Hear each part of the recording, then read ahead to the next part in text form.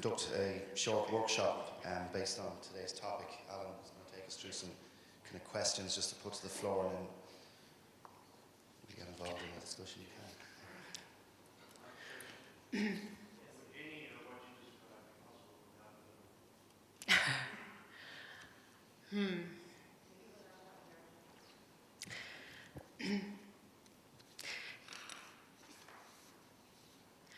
Sorry, the question was... It would need a lot of common sense. The question was, what Judith described, which is fantastic, and what you're doing as an approach to building and, I like what you said, designing for operational performance. Now, the question was, would any of that, what you described this morning, be possible without BIM or VIM or whatever you want to call it? I think certainly tracking the energy consumption of buildings from design to operation is something anyone can do. I think what the platform is trying to help people do is know what questions to ask from different professionals. So, thermal modeling is done.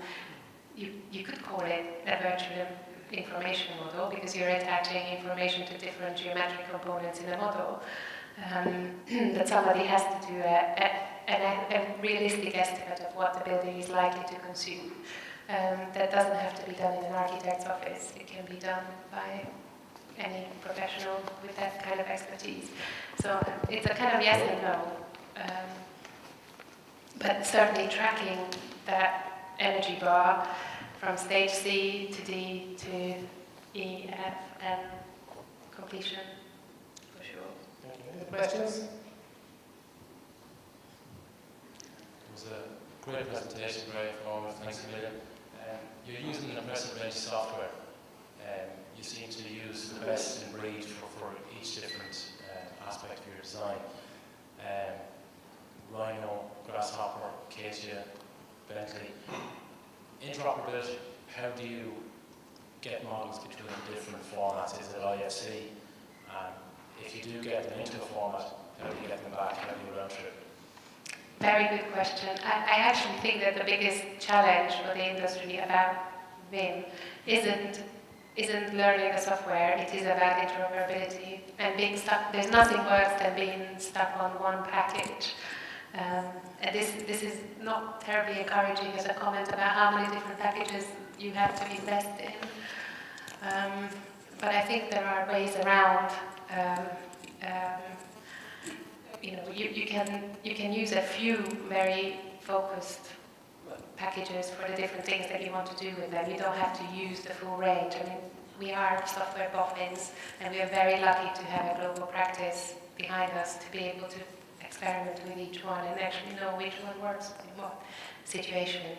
But really, I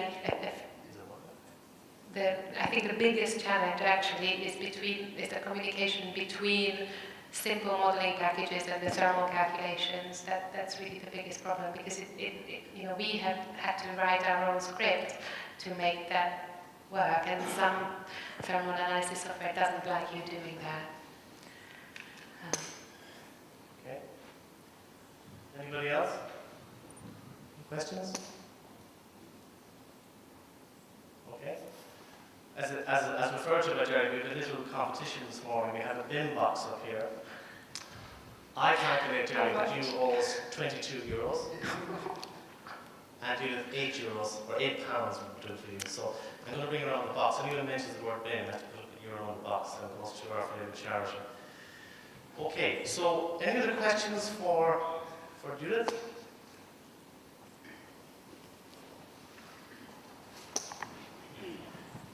Thank you. Hi Judith. Just from a architectural practice here in Dublin, much of what you have demonstrated is what we want to achieve in the use of the software we're using, and particularly getting the energy analysis back early on. I suppose when working within teams, you always want to try and collaborate early on, but also there's a kind of staging of the process where engineers are waiting for architects to come up with a design before they start analysing it and putting the NME design to it. So if we get that analysis on earlier on, it's much more informative to the architect, and if we can build our models, we can maybe get some of that information even at basic level to help inform us. you've been doing that obviously on a bigger scale, bigger group of people. Are you getting that analysis back using kind of architectural skills and architectural people, or do you have very specific engineers within your organisation getting very detailed results? We are a single discipline practice, so we are architects. I have to admit that I have been cheating the last couple of years. Some of the PhD students that we work with are mechanical engineers, but the emphasis is really on knowing what questions to ask from your engineer, more than actually having to do it yourself, and making sure that in your contract it's absolutely made clear that the client wants to have data jobs at these critical project stages. Because if that's in the contract, people will just do it. The other dilemma is, are we going to transform the way in which we design buildings to go towards an operational energy use target more broadly? So I think if this particular project works out, the Keacham Town Hall project, which we have very high expectations for, I think it will be an amazing case study for just doing it differently. So on that project, all we're doing is operational energy use and embodied carbon, and we are not actually doing BREEAM even, but we seem to be catching all the issues that the design standards are trying to catch, but much more pragmatically and in some ways cheaper. Very well. Thank you. You didn't mention the word bin. It's good. My box is empty at the moment. Come on, need to fill it up. No. I had a question about just existing buildings and retrofit. The vast majority of building stock that's going to be around 2050 when we won't have to meet our carbon targets, etc. have already been built. What kind of approach that you're using be applied to analysing existing buildings? It's kind of a no-brainer. You can build an energy model for any type of building, whether it exists or not. Is it worth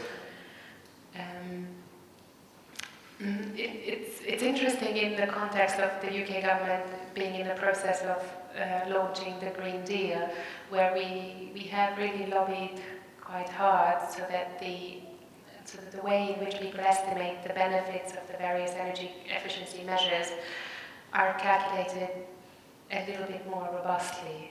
And I think it'll be a real big test for that program, how well people will be taking out large loans to cover the cost of those measures. And if it doesn't cover occupancy issues, then it'll be questionable whether they bring the right amount of returns. But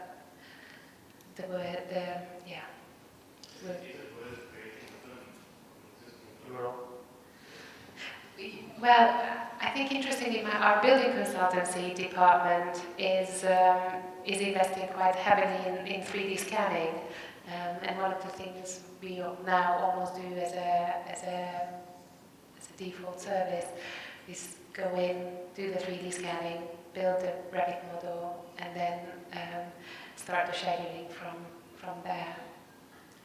But I have to admit that to link the energy model to every single one of those projects is something that we're still looking to do, although I don't think it's a problem because we've done it in other situations. Jerry. Thank you.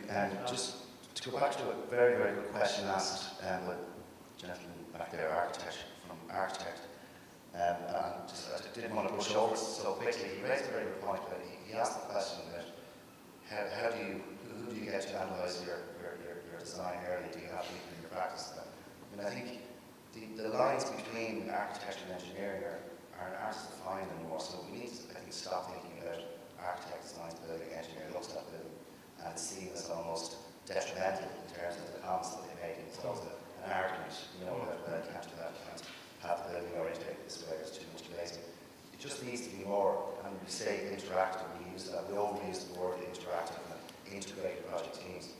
But this whole idea of performance-based design will drive that, because you know you're designing for performance. You're not designing to produce a set of documents to give to a contractor who builds it. You're actually designing, and the fact that you signed up to a DEC shows that that's performance-based designing, and I know that model works well elsewhere, and not just for buildings. You know, you're designing for performance. Therefore, how you respond to that is different. You know, and whether that's the case, if people need to rewrite the briefs or rewrite how we engage themselves, you need to engage the design team. And I know in some of the larger practices, it's easier because everyone's under the same roof. Or for PM, it's great because everyone is under the same roof, so engineers do get involved there. It's not the case with other design teams where people are in different buildings working for different companies. They need to be brought together earlier, whether that's virtually or physically, you know. And that's what's very clear from this. I think if you think how successfully architects work with structural engineers in the previous century, from my perspective, it really looks like the 21st century is all about better integration with mechanical services. So all those things that were invisible and we like to hide them and just not be aware of any of it are going to become more subjects of design interest. That's what I think, at least. Judith, you mentioned in your presentation, albeit indirectly, that you're effectively building the job twice. You know, you're building it digitally and then you're building it in the field. And the fact that once the buildings are occupied, things didn't quite work out the way you planned. Is that a significant problem? That no matter how much you predict, you know, the energy performance of the building or the carbon footprint of the building, you invariably get it wrong. So what's the point? Okay, so to be honest, not all of the buildings that you have seen there went through this meticulous project process. So actually, Keynsham Town Hall is the first project where we're doing this from start to finish. So integrate to this level of integration. The other projects that you saw had interventions in different project stages in different areas. So the Abu Dhabi Investment Council, for example, we did a lot of work on the geometry and in particular the solar performance of the building. Is it possible to accurately predict the performance of a building? There is always an amount of uncertainty attached to that, but the key is to communicate your assumptions behind any prediction. Because if you're clear about the assumptions, but the assumptions change, no one's going to blame you. I mean, many of you are aware of the growth of energy contracting and how important that's becoming as a business, you know. So clients want to hear that their buildings are going to be cheaper to operate. So it's really down to money at the end of the day. Not necessarily. It's also down to sometimes occupant behavior. It's down to in some of the buildings that I talked about, the engagement and expertise of the facilities managers. It can really vary. I think the important point is that you remember those icons, those areas of uncertainty, that those are clarified all the way through that process. And if those assumptions change. But just your comment about building the model twice, I think we built it hundreds of times before it went on site. Yes, interesting. Very good. Maybe one more question before we start the workshop, and we'll let Judith have a well-deserved rest. Okay. So we might move to the workshop then, and just to explain how this works. We put up a couple of questions on the overhead. We've two, because I think there's, so really it's for the next 10, 15 minutes. If we could look at these two issues. The first question is looking at the drivers. Are you as an industry aware of the drivers in regard to the routine measurement of carbon footprinting during the design, construction and operational phases? So, you know, that's the first thing. The second area is to look at how businesses could best promote to clients the importance of measuring the amount of energy or the carbon performance of new and existing building stock. So it's just a couple of questions sort of to generate a discussion at the tables. What the chairman will do then is pick on a table to provide the feedback. So if we could elect a spokesperson, and we'll take that feedback, and then we'll ask if there's any other tables want to add to the points raised. All of this is being captured on video, and Barry will be doing a report, Barry on table 5, which he'll distribute to everyone, so you'll all be able to look back at this. So there's a sheet on the table, So you don't have to write the questions down, just the answers, so just some bullet points. So we might just start that now. So we'll say